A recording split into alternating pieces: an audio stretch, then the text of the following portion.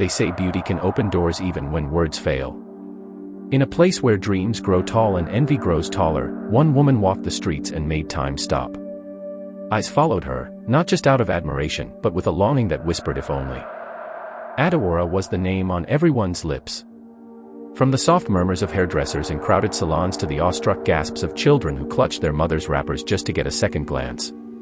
Her skin glowed like sunlight kissed by the gods, her eyes deep pools of calm, and her smile, pure magic. Women wished to be her, men prayed to be seen by her, and every time she walked through Eco Market, even the traders dropped their shouts mid-bargain, only to bless her with stares instead of sales. She never wore makeup, yet she outshone billboards of models plastered across Broad Street. Adewora didn't flaunt her beauty, she wore it like air, effortless, invisible to herself, but everything to everyone else. But the city, in all its admiration, didn't know her hunger. At first, it was just missed meals between interviews and fashion shoots. The glitz came, but the money didn't follow as expected. Adewora smiled through it all. She smiled at photographers, waved at fans, and pretended not to notice when her stomach growled louder than the horns on Ikorita Road. One Thursday evening, when the Lagos sun had dipped behind the skyline and the sky wore that moody purple hue, she found herself in front of Mama Chica's buka. The aroma, spicy, smoky, rich, wrapped around her neck like an embrace she hadn't felt in weeks. The jollof rice called to her. The fried plantains flirted with her nose. The goat meat looked like it had secrets only hunger could unlock. She stepped closer, hand reaching into her purse. Nothing. Not even the crumpled Naira note she thought she left from the last gig. Mama Chica saw her standing there, lips parted, eyes full of quiet desperation. But she said nothing. Adewora turned to leave, but someone else was watching her too, someone who had never looked at her with desire or envy, but with knowing. An old woman, wrapped in faded ankara and sitting under a crooked umbrella across the street, called out in a voice that was too strong for her small frame. "Omo fine, beauty no day fill bell." Adewora froze. Something about the woman's tone wasn't mocking, it was an invitation. She crossed the road without understanding why, feet moving like they were obeying something ancient. "I can help you," the woman said, eyes glowing faintly under the street lamp. "But everything sweet comes with a price." Adewora didn't flinch. "What do you want?" The woman smiled slowly, as if she had been waiting for that question for years. "Half." "Half of what?" The woman pointed to Adewora's reflection in the window of the barbershop beside them.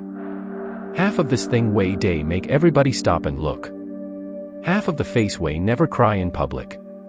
Half of the charm way open doors way suppose day locked. I'll take half, and you will eat." A breeze swept through the street, lifting wrappers and wrappers of suya paper, but Adewora didn't move. Hunger had a voice now, and it was louder than pride. "Will it grow back?" she asked. "No," the woman said softly. "But you will live to see tomorrow. And sometimes, that's the only beauty that matters." Adewora closed her eyes. And she said, "Yes." The word didn't tremble on her lips. It was strong, even though her knees felt like palm trees bending to harmattan wind. The old woman gave a nod, as if she'd known all along how the answer would come. She reached into her wrapper and pulled out something wrapped in dried banana leaf. Steam danced out the moment she opened it, jollof, golden and red, glistening with oil, lined with perfectly fried dodo and a chunk of goat meat that looked like it had been stolen straight from a king's plate. "Eat," the woman said, holding the parcel out. Adewora's hands trembled. She took it. One bite, and tears spilled from her eyes, not from sadness, but from relief. The sweetness of the ripe plantain, the rich, peppery fire of the rice, the softness of meat that fell off the bone, it filled every hollow space in her soul that glamour had never touched. Her back bent slightly as she crouched on the pavement, eyes closed, chewing slowly. For a moment, the world became silent. The taxis honking, the Agbero shouting, none of it mattered. Only the taste. When she was done, she looked up. The woman was gone. No trace. Not even the crooked umbrella. Adewora stood, brushing the grains of rice from her wrapper. Something felt different. She walked past the glass of the barbershop again and paused. It wasn't shocking, just odd. The face that looked back was still hers. But the shine had dimmed. Her lashes were thinner, the glow of her skin had faded just enough tea. The perfect symmetry people whispered about now felt more like a memory than reality. And that was when she saw it. People still looked at her, but differently. The stares weren't breathless now. A man passed without turning. A teenage girl smiled politely, not enviously. It wasn't rejection. It was normalcy. Adaora blinked. For the first time in her life, the city treated her like one of its own. She walked the streets slower that night, breathing in the thick, smoky air of roadside suya and danfo exhaust. Somewhere near the underbridge, a child chased after a puff-puff seller, laughing with her belly. Two bus drivers argued over change, their voices sharp, but familiar. No one stopped to take pictures. No one whispered her name. And oddly, Adaora didn't miss it. She reached for her phone, scrolled past hundreds of filtered selfies, and deleted her favorite one. She smiled. But Lagos doesn't forget. It watches. And someone else had seen the exchange. From a corner near a phone repair kiosk, a man with dark glasses and a wide-brimmed hat leaned against a pole, watching her fade from starlight to streetlight. He took a long sip from his bottle of La Casera and muttered, "She gave it up." Then he smiled like someone who had waited far too long for something to begin. The man dropped the empty La Casera bottle into a dusty gutter, wiped his hand on his jeans, and melted into the crowd. Not many people noticed him, just another man with nothing urgent to do in a city that never stopped moving. But if anyone had looked closely, they would have seen something strange in his shadow. It stretched too far for the angle of the streetlights, and it didn't match the pace of his walk. Like it moved on its own. Adaora, unaware of the eyes that followed, took a danfo headed for Yaba. She had nowhere specific to go, but the movement calmed her. The conductor didn't recognize her, just tapped the side of the bus and yelled, "One chance for front, oh. Yaba straight." As she sat by the window, she felt the space around her settle in a way it never had. It was the first time no one stared too long, or tried to sneak a picture, or whispered to their neighbor, "See that fine girl, now that Adaora way day online." She felt like she could breathe. And yet, the air held something off. A gentle unease. Like when rain threatens from a clear sky. When she got off at Tejuosho, the street was buzzing. Sellers shouted prices, bus horns screamed for no reason, and generators hummed from narrow stalls. She stopped by a mirror outside a boutique, not to check for beauty, but to see if her eyes still held something deeper. They did. But it was quieter now. Less of a storm. More of a story. "Nayu," a voice called softly from behind. She turned. It was a boy. Maybe 14. Eyes wide with memory. His name hovered somewhere in her brain. Moses. She'd given him money once outside a studio, when he said he hadn't eaten. That day, he had looked at her like a goddess. Today, he just looked surprised. "You look different," he said. Adaora laughed, but it sounded unfamiliar. "I am." He nodded slowly. "But still fine, Shah," he added, grinning. She touched his shoulder gently, then walked away. Far above, perched on a billboard showing a perfume ad she once modeled for, a bird watched her. Not a pigeon. Not anything that should be in Lagos sky. Its eyes glowed faintly red. When she turned a corner, it stretched its wings and vanished into the air like smoke. That night, back in her small flat in Surulere, Adaora stood before her mirror again. She touched her cheek. Her reflection did not smile back this time. It only stared. A half beauty, a half curse. Or was it freedom? Then came the knock. Not loud. Just one. Firm. Like the person on the other side knew she'd open it. She waited. Knock. Again. She opened it. And there, standing in the hallway, wearing a clean white kaftan and no shoes, was the same man who had sipped La Casera at the roadside. He smiled. "Evening, Adaora," he said, as if they were old friends. She narrowed her eyes. "Do I know you?"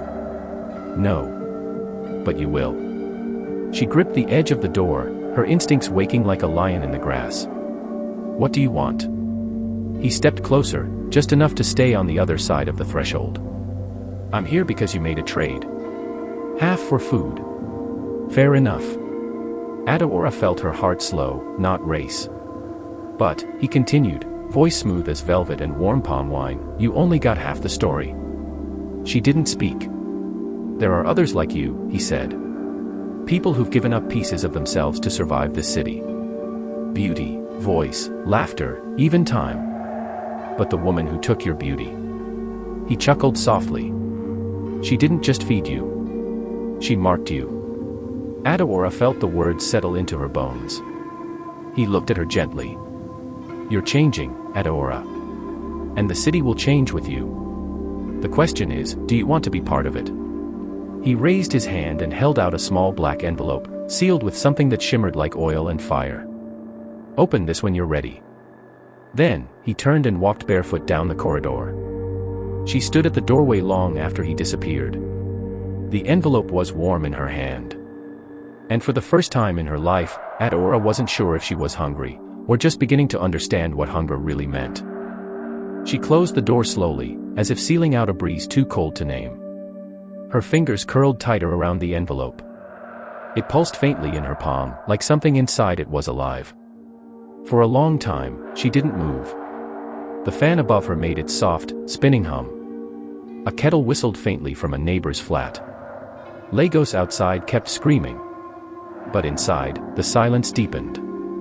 Adaora dropped the envelope on her small table and sat down. She didn't open it that night. Instead, she slept. For the first time in weeks, her belly full, her dreams undisturbed. When morning broke, the city was bathed in gold, and the air held the scent of promise, earth after rain, fried akara from street corners, and that faint pepper snap that told you life, at least, was moving. She got up, tied her scarf, and opened the window. The birds were normal today, just black kites and sparrows, no glowing eyes or smoke wings. That comforted her more than she expected. She turned to the envelope again. No longer warm. Just paper now. Silent. Patient. She picked it up and broke the seal. Inside was not what she expected. No words. Just a tiny shard of mirror. The back was lined with red velvet. She turned it over, and for the first time since that night by Mama Chica's buka, she looked directly into her own eyes. Not her beauty. Not her smile. Not the skin, not the angles. Just her. She stared for a long time. And then, she laughed. Not out of mockery. But because she finally understood. The beauty she had traded wasn't gone. It had only shed its skin. What remained was real. Not worshipped, not envied, but full of the kind of strength that couldn't be posted, filtered, or swallowed for likes. She got up, walked to her tiny wardrobe, and pulled out the yellow Ankara gown she hadn't worn in a year. It still fit. She tied her hair, slipped into brown sandals, and stepped out. This time, when she walked through the streets of Lagos, the city saw her. Not the face they once chased. But the woman who had walked through hunger and made a deal with something ancient, and lived. People didn't stop to stare, but they nodded. Greeted. Not with awe, but with respect. And that man in the white kaftan. She never saw him again. Not really. But sometimes, when she passed a glass window or caught her reflection in a pool of rainwater, she saw a flicker of him behind her shoulder, smiling faintly, watching. Not haunting. Just remembering. Adaora began again, not with fame, but with purpose.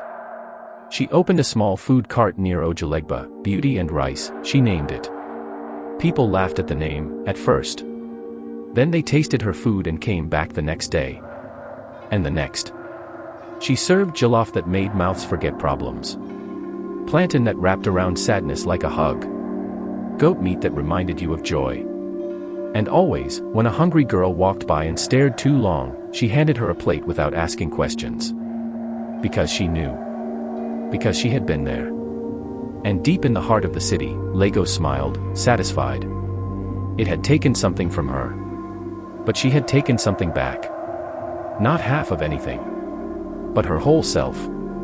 We will be stopping here.